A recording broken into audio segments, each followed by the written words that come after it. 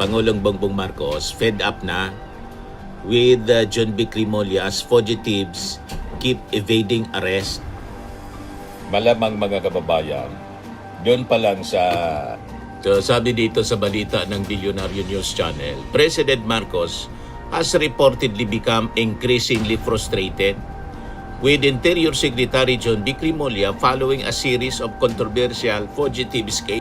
1 year ban sa mga natalong kandidato, si Tolentino, bagong Labor Secretary. So panahon na ito mga kababayan, para siguro palitan itong si John B. Crimolia. Ang gagawin mo mga kababayan sa isang opisyal na ang mga ginawa puro sablay, hindi palitan, ibalik na lang po. Nagbabagang mga balita at pagtalakay sa mga isyu ng lipunan. Bulsa, opinyon, banat at paglalantad sa katotohanan. Bulsa, what you see is what you get. You decide. Hello po mga kababayan, si Dante Maravillas. Parang nalapit na po masibak si John B. Crimolia, yung DILG Secretary. Pakita niya Mr. Maravillas. Ito ngayon yung balita dito sa Bilyonaryo News Channel. Ang sabi, yung ating Pangulong Bongbong Marcos fed up na with John B. Crimolia as fugitives keep evading arrest. Malamang mga kababayan, doon pa lang sa nangyari po sa Senado, kung saan nakatakas si Bato de la Rosa, kausap niya nung gabing yon. Then at 2:30 in the morning, dapat po hindi niya iniwan si Bato. Di ba? Na protective custody ng Senado. After na magpa-press con siya mga kababayan, nagpa-press con siya sa labas. Yun pa mga kababayan, yung ginawang pagkakataon ni Bato para tumakas. Di ba mga kababayan? At nang kausapin niya yung mga senador na under attack ko habang kumakain at masaya, nasa picture. Tapos kasama pa si Robert Padilla mga kababayan nang tumakas. Nag-usap-usap pa lang sila. Then biglang umalis mga kababayan si John B. Crimolia. Nagpa-press con, ayun. At sinabi pa na hindi daw siya pumunta doon para i-arrest si Bato. Diretso nang nakatakas si Bato. So, sabi dito sa balita ng Bilyonaryo News Channel, President Marcos has reportedly become increasingly frustrated with Interior Secretary John B. Crimolia following a series of controversial fugitive escapes capped by the gateway of Senator Bato de la Rosa. Bilyonaryo News Channel sister site Politico reported that Marcos has grown disappointed with Crimolia's approach, accusing the DILG chief of focusing on optics than execution during critical moments. Mas maraming press con. Yung press con niya, wala mang result. Sige lang ang press con. Dapat magpa-press con si John B. kung may nahuli na. Pero kung wala pang nahuli, wag na munang magpa-press con. Magtrabaho muna. Dapat yung gawin niya tulad ng ginagawa po ni NBI Director Matibag. Nagpa-press con siya after na ma-entrapment, masilo po yung si Franco Mabanta. Ganon dapat ang sistema, hindi yung puro press con. Kaya sabi po ni Trillanes, kung binawas-bawasan na niya yung press con, baka may nahuli siya. Bawasan na niya na yung press con. Kaya sabi natin, mas maganda pa, ibalik na lang mga kababayan, ipalit kay John B. Crimolia, ibalik na lang yung dating DILG Secretary. Magaling yon, si Benhur Abalos. O kung hindi, si Benhur gawing Justice Secretary. Kasi abogado yon, magaling na abogado si Benhur Abalos. Tapos si Trillanes ang gawing DILG Secretary. Di ba? Para siya yung mismong humabol, tumugis dito kay Bato de la Rosa. Anyway, napaka-active niya ni Trillanes. At tapos na rin mga kababayan yung 1 year ban sa mga natalong kandidato. Si Tolentino, bagong Labor Secretary. So panahon na ito mga kababayan, para siguro palitan itong si John B. Crimolia. Hindi masyadong impressive yung kanyang achievement sa DILG bilang DILG Secretary. Puro press con, puro kwento. Tama pa mga kababayan? Yung sabi dito, the source pointed to the May 19 press briefing in Malacanang regarding De La Rosa's escape, where Remulla unexpectedly vanished before the briefing ended. As the start of the press conference, Remulla stood alongside Philippine National Police Chief General Jose Melencio Nartates Jr. and Acting Justice Secretary Frederick Vida as officials updated the media on the government actions. But before the briefing wrap up, Remulla was no longer present. Marcos allegedly ordered John Vic to be pulled out because his statements were no longer aligned with Nartates' messaging. Sabi po ng isang informant.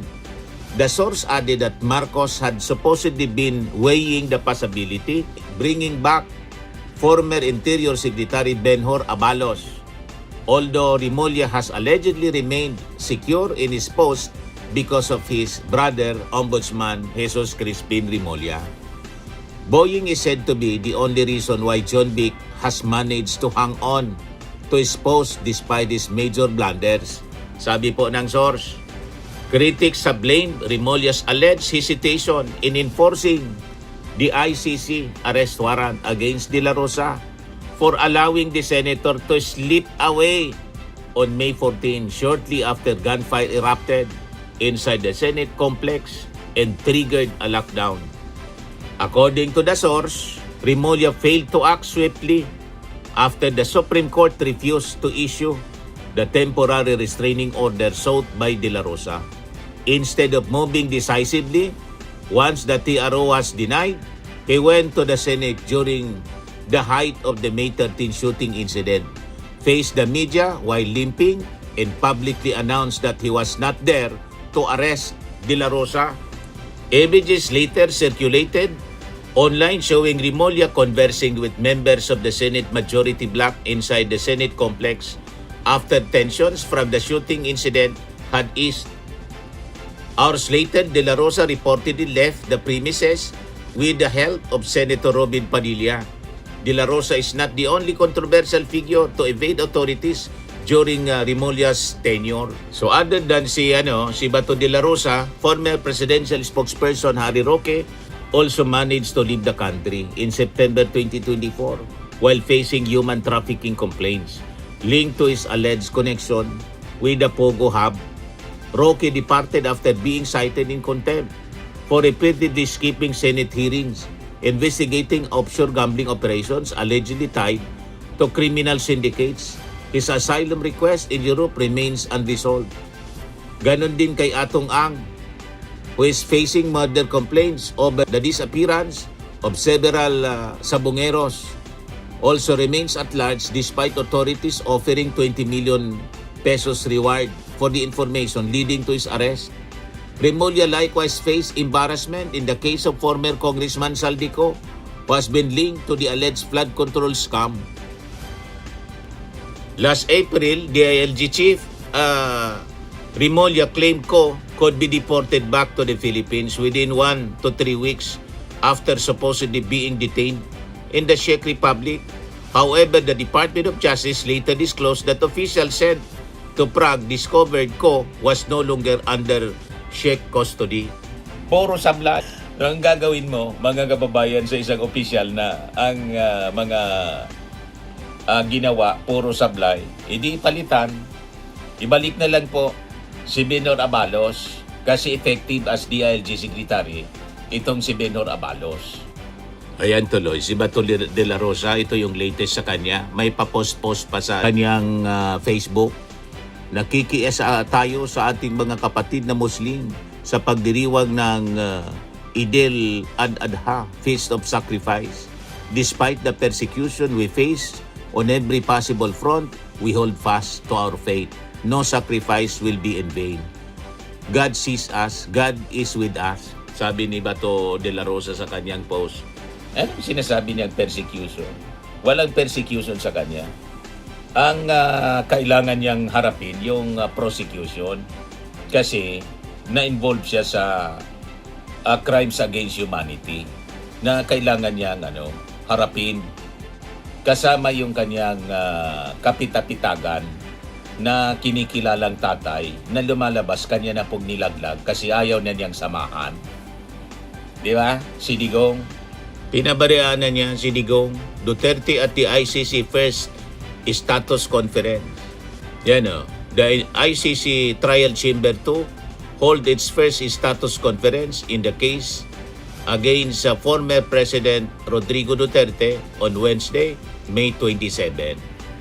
Some of them are related Yeah, to no. existing witnesses where we First our status evidence on conference, is mga material that's kababayan. come in soon, but that fits At the perfectly within ICC. theory and is really part of the same case. So, but it will not be a huge number.